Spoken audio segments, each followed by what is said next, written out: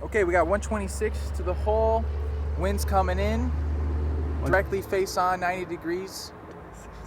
So you like pitching, you like 9-iron here? I like the 9. Yeah, because the wind's been I haven't been long yet. The green's deep too. Thanks for tuning in, guys. We got Todd Montoya, Hall of Fame, not yet in the Hall of Fame, but soon to be, Hall of Fame PGA Tour Caddy, also known as, nicknamed by myself and a couple other people, as Overkill. Todd spends a great deal of time getting every single number under the sun, including waking up at 5:30. In fact, I know this because he took me out one time, 5:30 in the morning, and we went to the course to watch the rules officials put holes into the ground. I mean, obviously for pin placements, and we got to see it early in the morning, but 5:30 in the morning, that was a little too early for me. That was probably the last time that I went out with him to review a golf course before a round. But he does it every single tournament round. And my hat's off to you, because it's something I could never do. Always have been really impressed with that skill. The skill of diligence. Left to right wind? Straight in. I think he's right. I think he's got it. Wow. Pretty good. All right, might be the right distance. The wind's pushing it, I feel like, a little bit. Whoa. Okay, I got the right distance, just blocked it a little bit right. A little deep, but It's just a little deep. It's the right distance, but it's a little deep. Yeah, it's the right distance. See, as a player, we really want to kind of have our confidence always high. So when I tell my caddy that's the right distance, the answer is, Yep. the answer is maybe you shake your head inside, but I go like but this. Looks like the right distance to me, boss. that is the best quality a caddy can actually possess. But we're joking around a lot, but I mean, this is a really hard profession. And I don't think people have any idea. They think mainly you just pick up a bag and that's it. And honestly, do you need a tee? I do need to see. Thank you. I think we're okay. Thanks so much. 126, is that what you said? Yes. Get lucky. I gave him enough club to carry that bunker. And that was a little premature. I didn't hit it very well. That was on See, me. that's That wasn't you thinking that it was over and you didn't know what he felt. That was interesting. Caddy says, in the air. That's why I gave him the bigger club.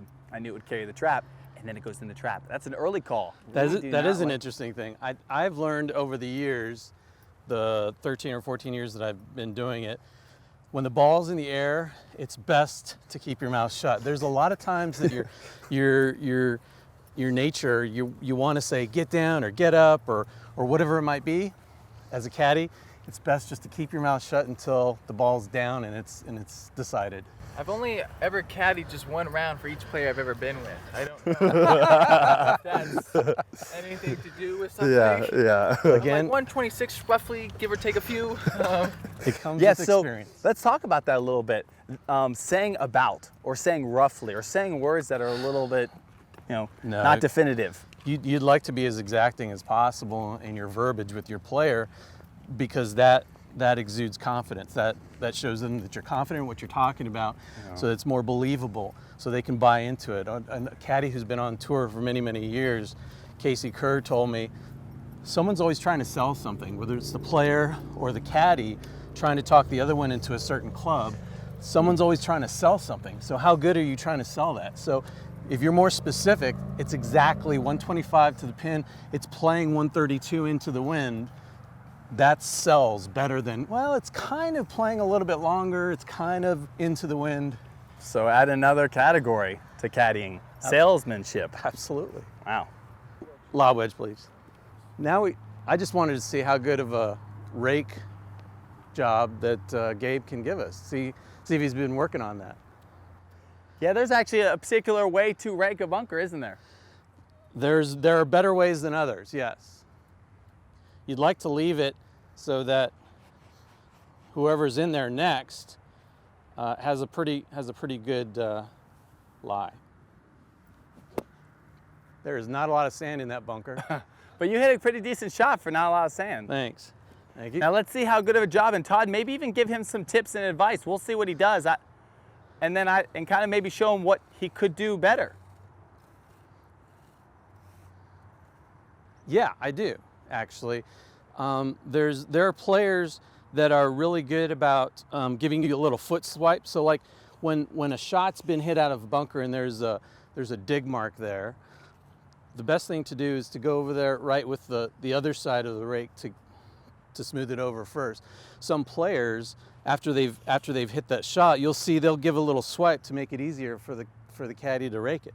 And when you're raking, to make it better for the next player, you always want to try and make the rake marks go at the hole, at the target. And instead of going back and forth, you just want to use as much as possible, just one stroke per area as much as possible, and clean it up at the end so that when you're finished, it just looks very uniform and even as much as possible. I didn't do a perfect job there, but all the time marks are going at the... Will you see a push stroke ever though versus a pull stroke? I'd see everything. Okay. And as long as the sand looks uniform. What about those ridges though? Because I've heard players complain that they're in these deep ridges. Well, it depends how much pressure you're using. So yeah, you can control that with the amount of pressure that you're using. Ancient, it looks like Aztecian coin. It's actually a ball marker from the small golf tournament they play out there in Augusta, Georgia. You may have heard of it. They call it the Masters. Never heard of it. You got this ball marker from there? I did. I actually had the great opportunity of caddying in the Masters in 2009 with Billy Mayfair. Wow, that's probably pretty special, huh? That is very special. One of your fond memories caddying. Have you done every major? I have worked every major on the PGA Tour, yes. Wow. 2 US Opens and won each of the rest. Oh, how's the British? How's the weather in the British? The British was awesome. Actually, we had it pretty good the year that Tom Watson was vying for Oh, I remember that. For, I believe it would have been his 6th British Open. He got robbed on that. I think everybody knows that. Wow. And Stuart That's Sink cool. took it from him. Yeah. But we were at Turnberry in Scotland, just sort of south of Glasgow there. Yeah. And it was a great course, and we actually had great weather for the British Open. Yeah. Now, Todd, where should a caddy be standing while a Oh player gosh, that say was putting for that matter? So, for example, where Fish was putting from right there, you were at about as perfect a place as could be, sort of 90 degrees perpendicular to the line that he's putting on, face on with the player. That is a good spot. And then if for whatever reason there was another player putting from this area, the other side of him, directly on the other side of him, so you're not in his sight line but standing behind him, would be a great place to putt as well. Sort of just so that you're not in his sight line of sight as he's putting. Are you allowed to be directly behind him while he's putting? You are not, according to the rules of golf, you're not allowed to be directly behind him on his line while he's putting.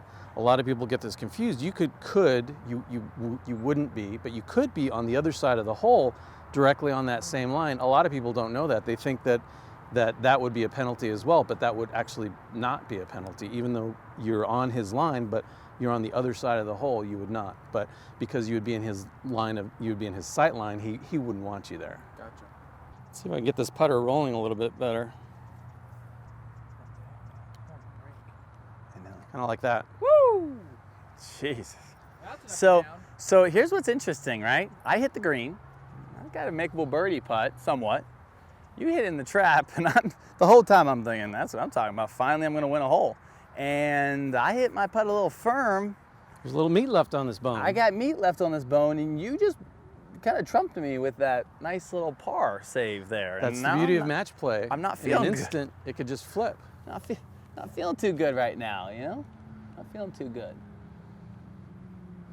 Well, you know, I misquoted the score earlier, and I'm just going to kind of talk about that right now. I still am up 1 hole. Currently. I forgot about that. I said even, you know, and I kind of just... This actually would be a good point in time for the caddy actually to speak up. When you had a little bit of doubt right there about not feeling too well, Yeah. the caddy, a good thing to say would be, you got this, bro. Gosh, I really don't feel good about this putt. Your putting's been horrible all day. I And paid him. that motivated me. I want to make this more than ever. For one of these times. Yeah. Probability and statistics. It's got to go in one time.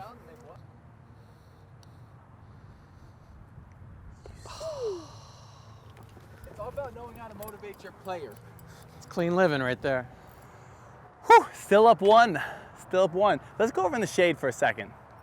I know it was some type of a wedge or a 9-iron. I think that's what we were in between. And he said to me, he says, this ground is typically very hard here. And so when you hit the ball, when you hit the shot here and the ground is very firm, it tends to